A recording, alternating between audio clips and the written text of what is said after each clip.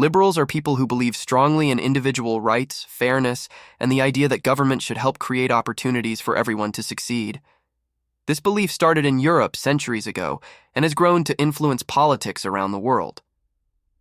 They value freedoms like speech, religion, and the right to fair treatment under the law. Liberals think democratic governments should protect these freedoms and ensure everyone has a chance to thrive no matter their background.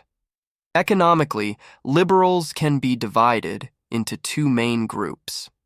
Classical liberals prefer less government involvement in the economy, supporting free markets where competition and private businesses drive growth. Social liberals believe in some government involvement to reduce inequalities. They support programs like Social Security, healthcare, and education to help everyone have a fair shot at success. In politics, liberals often support parties that share these values. In the U.S., they tend to back the Democratic Party, which supports policies like healthcare reform and environmental protection. In Europe, parties like the Liberal Democrats in the UK or the Free Democratic Party in Germany also champion individual freedoms and social progress.